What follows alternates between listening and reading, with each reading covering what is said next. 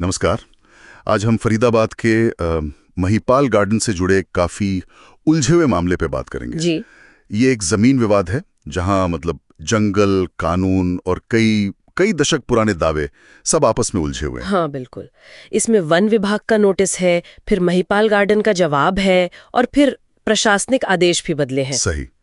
तो हमारे पास ये सब दस्तावेज हैं और आज हम कोशिश करेंगे कि इस पूरे मामले की तह तक जाएं, समझें कि भाई आरोप क्या थे, फिर बचाव में क्या कहा गया और ये फैसले आखिर बदले क्यों। जी हाँ।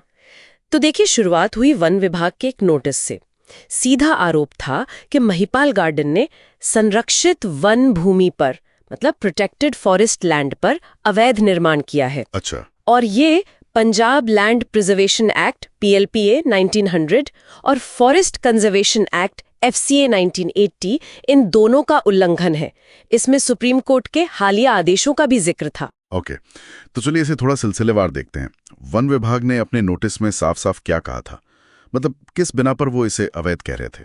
देखिए, विभाग का कहना था कि ये जमीन जो खसरा नंबर 1359 है, वो साल 1992 से PLPA के तहत नोटिफाइड है। 1992 से? हाँ, जिसका मतलब हुआ कि ये एक तरह से वन भूमि की कैटेगरी में आ गई और इसलिए यहाँ केंद्र सरकार की मंजूरी के बिना कोई भी नॉन फॉरेस्ट एक्टिविटी या निर्माण वो अवैध है। और उन्होंने सुप्रीम कोर्ट के 2021 और 2022 के फैसलों का भी हवाला दिया, जिनमें साफ कहा गया था कि ऐसी जमीनों से अवैध कब्जे और निर्माण हटाए जाएं। तो महिपाल गार्डन को सीधा नोटिस मिला कि 15 दिन में निर्माण हटा दें। जी हाँ, बिल्कुल 15 दिन का समय दिया गया था। लेकिन फिर महिपाल गार्डन की तरफ से भी जवाब आया, ज्ञानेंद्र सिंह ने दिया था शायद। हाँ। उनका मुख्य तर्क क्या था इसके खिलाफ? हाँ, उनका दावा बिल्कुल अलग था। उन्होंने कहा कि ये जमीन तो 1976-77 के जमाबंदी रिकॉर्ड में गैर मुमकिन आबादी दर्ज है। अच्छा, गैर मुमकिन आबादी मतलब रिहायशी जमीन जहां आबादी हो सकती है, वन भूमि नहीं। और ये रिकॉर्ड बहुत अहम है क्योंकि ये PLPA नोटिफिकेशन से पहले का है। उन्होंने सबूत के तौर पर कुछ पुरानी सेल डीड्स 1981 की, फिर 2011 का एक समझौता, और ये भी कहा कि वहां करीब 50 साल से निर्माण मौजूद है, घर हैं, शेड्स हैं, गार्डन है। तो मतलब उनका पॉइंट था कि जब ये जमीन आबादी की है रिकॉर्ड्स में, तो PLPA नोटिफिकेशन इस पे लागू ही नहीं होता और नोटिस उनके अधिकार क्षेत्र से बाहर है। बिल्कुल यही तर्क था उनका। इसके बाद क्या हुआ? प्रशासन ने क्या किया? तो यहीं पर मामले में पहला ट्विस्ट आया। एग्जीक्यूटिव मजिस्ट्रेट बड़खल ने एक जांच की, ये दिसंबर 2024 की बात है। ओके। और इस जांच में उन्होंने 76-77 की जमाबंदी को ही आधार बनाया। पाया गया कि हाँ, खसरा 1359 का एक बड़ा हिस्सा, करीब 15 बीघा 15 बिस्वा, वो वाकई गैर मुमकिन आबादी दर्ज है और महिपाल गार्डन का ज्यादातर निर्माण इसी हिस्से पर है। अरे, तो इसका मतलब कि शुरुआती जांच में तो महिपाल गार्डन को राहत मिल गई? हाँ, सही समझे आप। जनवरी 2025 के आसपास विभाग ने भी मान लिया कि जवाब संतोषजनक है और फिलहाल कोई तोड़फोड़ नहीं होगी। उन्होंने सुप्रीम कोर्ट के उस निर्देश का भी जिक्र किया कि हर मामले को अलग से केस बाय केस देखना है।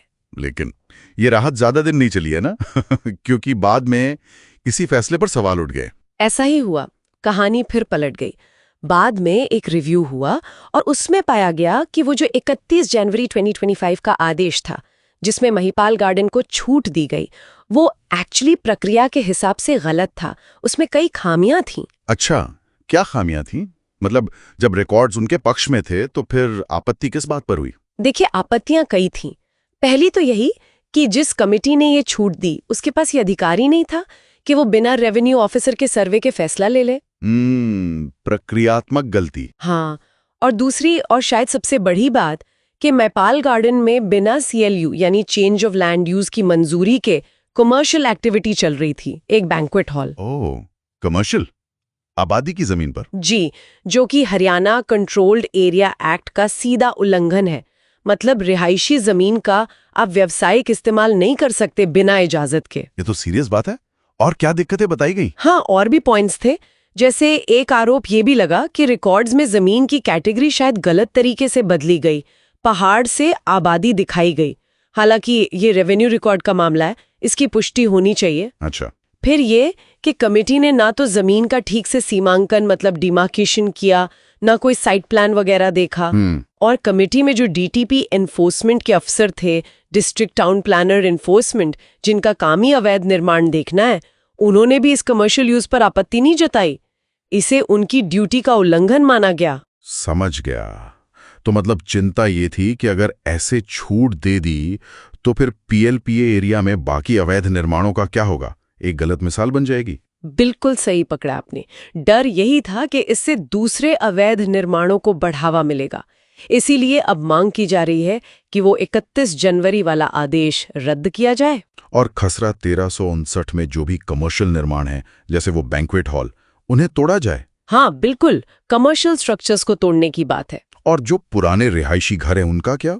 उसके लिए कहा गया है कि अगर बहुत पुराने रिकॉर्ड्स में घर का जिक्र साफ है तो शायद उसे छूट मिल सकती है, लेकिन जोर कमर्शियल निर्माण हटाने पर है। और इस पूरी कार्रवाई को सुप्रीम कोर्ट के जुलाई 2022 के आदेश और आसपास के इलाकों जैसे अनंगपुर, अंखीर में जो तोड़फोड़ चल रही है उससे जोड़कर देखा जा रहा है।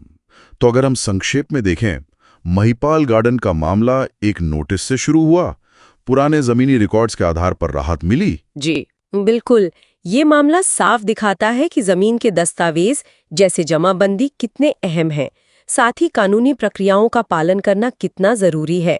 और हाँ, जमीन का असली इस्तेमाल क्या हो रहा है, रिहायशी या कमर्शियल, ये बहुत मायने रखता है, खासकर जब पर्यावरण कानून और सुप्रीम कोर्ट के निर्देश हों। सही कहा। और ये हमें सोचने पर भी मजबूर करता है कि ये जो दशकों पुराने जमीनी रिकॉर्ड्स हैं, आज की तारीख में वो कितने पुख्ता हैं।